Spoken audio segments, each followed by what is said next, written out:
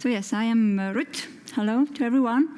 I'm a data standardization analyst and terminologist in TEHIK, which is the Estonian e-health agency. I am the product owner of the National Terminology Server, the National Terminology Server, and I also lead the SNOMED CT Estonian Release Center, and I work closely with the European cross-border terminology and their mappings in Estonia as well. And the task that I'm going to tell you about and how we managed the task was to migrate 400 plus code sets to FHIR terminology server.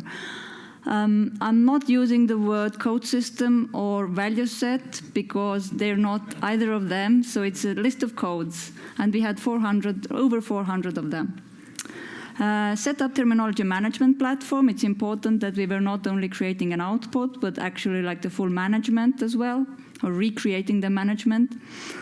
And setting up the FHIR terminology server for publishing.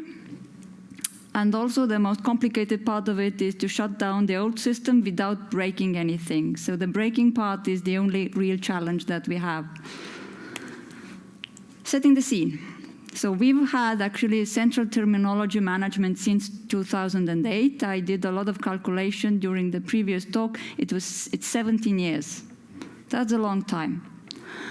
So we have a lot of history there. We have very many versions of the same things. And like I said, the code systems and value sets are not distinguished in this system. It uses CSV and Excel files as the publication standard, and the CSV files are like what we call like standardized, but we all know that the CSVs can be very standardized up until the point when you try to do something automatic with them, and then turns out like the human imagination and the ability to make errors is very big. And also I think one of the quirks that we have is that all these value sets, or code sets, are widely used for interface terminology. Like we use them as interface terminology, and also every EHR system in Estonia almost just takes the code sets and use them as their interface terminology as well.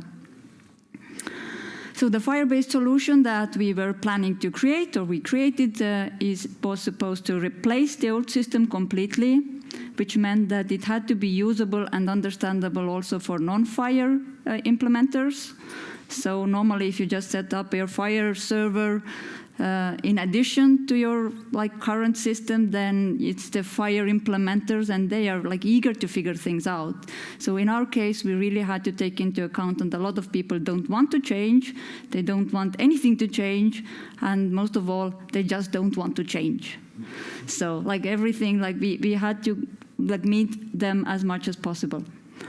And it was serving many legacy systems. Some of them are in our own ecosystem, but also for the EHR vendors. And then the new terminology authoring management tool. The old tool was just the CSV files or Excel files. But we needed something new, and we wanted to make sure that it would have a user interface that would not be just for developers. So the GitHub option was not actually an option. We wanted something that the terminologist can use. It, of course, needed to have the SNOMED CT support and the full provenance, so that we would know who changed what and when and why. Here's an example of a legacy code list. And this is just one of the examples out of 400. This one is simple in a way that at least it is based on SNOMED CT, so we kind of know that it's trying to be a value set. Most of them that we have are actually local code systems, but this one is a value set, and you can see it has lots of components. So it has a code, it has a short name, it has a longer Estonian name, then it has a SNOMED FSN, it has a parent. It's important to understand this is a custom hierarchy. So this is not a parent of the concept in SNOMED. It's actually how they want to see it in the user interface. So then we have a hierarchy level, and there you can already see some typos because hierarchy levels are missing. Then we have start date, end date, updated. Again, these do not correspond to the concept lifecycle in the code system. This is really the inclusion date in the value set, exclusion date from the value set, or when the concept was updated in the value set. Maybe the display name was changed, or it was, mostly it's when the display name was changed. Then there's the owner. This is for the whole value set. The status is, I think, obvious. Comments are always like a mysterious area. Like, I have no idea what they are, and there's no way of knowing if anybody cares. But we had to migrate them anyway.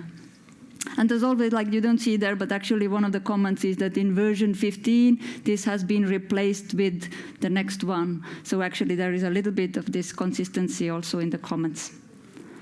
And where these things land in FHIR. So it's the same thing. So code and the English fully specified name come from SNOMED CT, the international edition usually. Estonian display name comes from SNOMED, Estonian extension. But that's not all. So we have the short name. We have this custom hierarchy, the parent for the custom hierarchy, and comments and status. Like all of these things we have to put in the code system supplement. This supplement only applies for this value set. So it's not a supplement for the full SNOMED, it's just created for this value set. Then the terminology owner, this will go to the value set metadata, because this is the same for almost everything here. And then the dates are a difficult area. We try to get rid of them. And we kind of have failed at getting rid of them. So I think we will be putting them into code system supplement when requested. So the code system supplement would have the whole life cycle of this value set as well. It's not the correct way to use FHIR, I think. It's not supposed to do that, but this is how we're doing it. So the migration pattern, very quickly, it's like the code list in the old system. If it was an Estonian version of an international code system like ICD-10 or the surgical procedures, it's a code system, and then the values that may or may not be there. But it's clear. We know it's a code system. So and then there are local use case specific code lists that nobody would actually call code systems, I think, unless they have been working with FHIR. And then they know that technically they are code system and value set. Like, it's basically the same thing. They are interconnected in our own system as well, so that when you update the code system, automatically it applies to the value set. Then subsets of bigger code systems. So if it doesn't add any additional information, we can get away with just creating a value set. And if it adds something, we have a code system supplement plus value set. So some of the consideration. So I said before that this had to be usable for those who know nothing about FHIR. So our goal was so that when we create value sets, then the default value set expansion, if they don't do anything, they just ask for the value set expansion without any specifying anything there, it should include all the information that used to be available in the old code list. We can do that using the R5 value set compose property. It is somewhat trickier to achieve that with designations. I showed you there were like the abbreviations. So if I want to include the SNOMED Estonian display name and abbreviation, but not all the other designations that are available in SNOMED, that's quite difficult to achieve. Expansions calculated in runtime. So I worked with Igor Bosenko, who is also in this event, and he told me, because the tool that we're using is actually one of his, so he told me that just create the expansion in the authoring tool and send it over to terminology server and you're fine. And I said, like, please have faith. Like, what's the point of even having a terminology server if you just like create the expansions? And the whole next year, I was working on getting the expansions stable. It was incredibly difficult to get them stable. Like, they work kind of well in one language, but then like there's so many things happening, so many moving parts. So it was really quite tricky. So I had to regret my decision several times. Finally, I think they're more or less stable. We still need to sort of put back the optional like the ability to pre-create the expansion, so that for the few things that I have not been able to solve, I could still create the expansion myself. So, and only the active versions were migrated, mostly because the technical errors that we found in the CSV files, they had to be fixed first. Otherwise, it's not migratable. If you fix an old version, it will no longer be the old version, right? So that's why we could only migrate the ones that were active at that time. And we did a lot of work on metadata. I'm not covering it here, but because the whole management is actually like covered with these FHIR resources, then we really needed to extend the metadata part of the terminology resources as well. Another consideration is properties are cheaper than extensions. Like, why are we messing with the code system supplements and creating lots of properties? And for some of the things, the extensions actually exist in the value set resource. So here's one example. Like, why do we even bother? So this is these are age groups. And for obvious reasons, you don't want to see in your user interface them in a random order like this, because it will be quite difficult to find the right age, right? So we needed a concept order. It's available as an extension in value set, but we decided to create that as a property, because extensions mean that you need to do something extra in your user interface. Your users have to know that they have to look for that extension. It's much more, it's simply more expensive to use extensions. So if I can solve something through a property, even if I use a code system supplement, it will still make it easier for me. I am in control whether it appears or doesn't appear in the expansion. So this is the outcome. So you can actually use the concept order to make them in the right order. And other things that we typically try to solve with the supplements, if needed, or sometimes it can be in the code system directly, is the custom hierarchy. These very weird displays, like for example, the very extreme abbreviations for SNOMED or something like that we don't want to put in the code system. Sometimes we have like bluntly just wrong translations that have been historically used. We can't get rid of them, but I'm not going to put that into SNOMED. I'm just going to create a supplement for just this value set. And also comments and then the dates that are still negotiable, like should they be there or not. So what we are technically using. So we are using Termix authoring tool, which on the background uses Snowstorm for SNOMED CT support. Everything is open source. For terminology publication, we have OntoServer, our 5 version of it. We have a master instance of that and 2 read-only instances. And then, of course, we have several viewing layers, and none of them work perfectly yet, but at least we have plenty. So what you see on this picture, that actually we are working with 3 different terminology server products, and trust me, they do not work in the same way. So every product has its own style. They all use FHIR, so you would expect it standardized. I mean, that was the whole point of actually building it on FHIR, so that everybody would use one standard. You're not vendor locked. You can just switch over to another terminology server, but it's not that standardized. And the main challenges, already mentioned the designations in default expansions. That's really a problem for us. Also the property designation overlap that does not allow you to work well with languages. If you have abbreviation in one language or abbreviation in another language, or also the definitions, it's a bit tricky. Some of it is doable but tricky. Some of this just doesn't work yet. Syndication is an interesting difference between terminology servers. So are you querying the changes by last updated, or versus you're querying the date? And here, why I mentioned we have do read-only instances. Last updated is different for them. So the users, because sometimes the query goes against one instance, sometimes it goes against the other instance, and they keep getting the response that the last updated has changed. The users were not happy with that. So it's good if you are capable of using that date, actually, it is more reliable. And another thing that surprised everyone was that we need to update terminology resources without raising the version. And I keep getting like, well, why? You shouldn't. But that's because I want to retire the old version. So I want to change the status to retired, and I want to put the effective period date end there.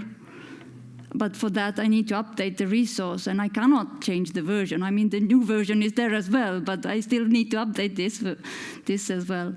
So that has also been difficult. And of course, the basics, the countries, languages, units, you just think like they're like out of box somewhere. No, if you need to translate them Estonian as well, that's a nightmare. And I think the end thing is how to make the authoring tool user-friendly. The more FHIR standard possibilities to use, the more complexity you get in the user interface, the more your terminologists have to know how this ends up in FHIR. So we were really working on making it simpler for the users, but it's extremely difficult. And very quickly, some of the conclusions. So implementers, almost all of them that we've been talking to, they want a simple formula. They don't want, or they don't care so much about the variety of opportunities that the product gives them. It's sad, but it's true. What is in standard doesn't mean that it's available in a product. I made that mistake many times, going to Zulip, asking for advice, getting extremely good advice from Michael, from Graham, like this is how you do this in FHIR, and then you go like, no, I don't think it works. And they're like, well, who told you it's implemented? Like, I mean, we're just telling you that it's in FHIR. And I made that mistake many times. Also, like I also mentioned, yes, the terminology management, the user interface, we want to make it simple, but it's still heavily impacted by FHIR logic. And the spreadsheets still save us every day. So we wanted to get rid of spreadsheets. The main way of working is export the spreadsheet, do your changes, import the spreadsheets. Everybody who is using our users, they still want spreadsheets over anything else. And the end thing, like despite all the challenges and problems that we've faced, we have successfully migrated. We are about to close the old system this month. And the HIC terminology server is successfully in the FHIR terminology ecosystem. Thank you very much.